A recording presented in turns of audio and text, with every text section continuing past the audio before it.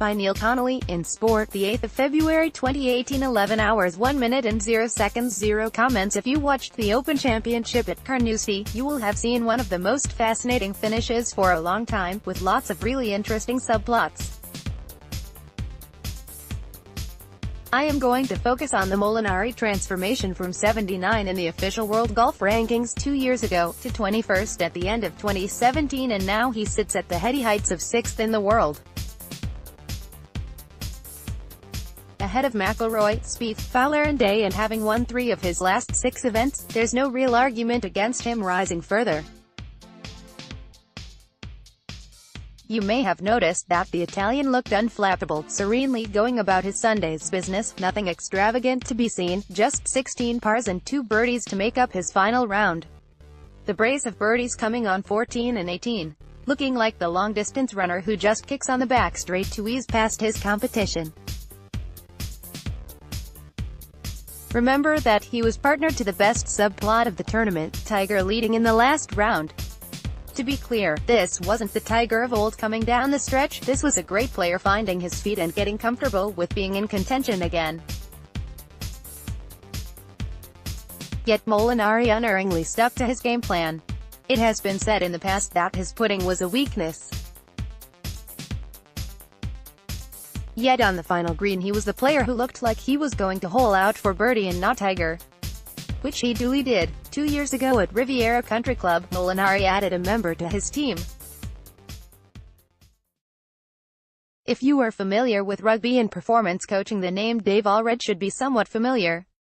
He teamed up with Johnny Wilkinson and arguably, through his training principles, forged the most prolific points scorer for England rugby.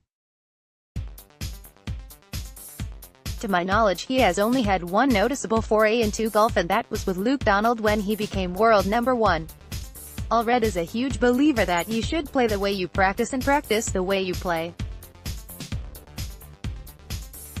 Which essentially means there should be a heightened element of pressure whilst practicing. Make it real and like it is on the course. The concept of hitting a basket of 6 irons is ludicrous to Allred. When would you do such a thing on the course? That is why if you had been present at any of Molinari's practice sessions, you would likely have seen him hit a few putts, then go to the range and hit a driver, then an iron, then a bunker shot. Mimicking the flow of shots usually presented during a round of golf. Then there is what they call the ugly zone, an area where the maximum amount of energy and output is required. This is an area where fear of failure, complacency along with ego are all left outside. The human instinct is to play it safe, protect what you have, don't look silly in public. Sound familiar? Yet the true champion's spirit is to challenge boundaries, to continue to grow, never sit back, always create forward momentum. It could be said that champions are born in the ugly zone, because here weaknesses are turned into strengths. So, it is no surprise that the next person enlisted onto Molinari's team was the world-renowned putting coach Phil Kenyon. After all, his stats showed that this was a true area for development. A place where 100% effort and commitment would reap rewards. A couple of years on, you see a work in progress, an Open champion. Allred will stress that nobody is the finished article. He has an Aristotle quote which rings true: "My philosophy comes from the Aristotle model. Man who competes against his fellow man is noble, but true nobility is man who competes against his previous self." So that's how it happens. The first Italian to win the Open Championship. He gets stripped bare by arguably the finest performance coach in the world, then adds one of the best putting coaches in the world to turn his weakness into a strength.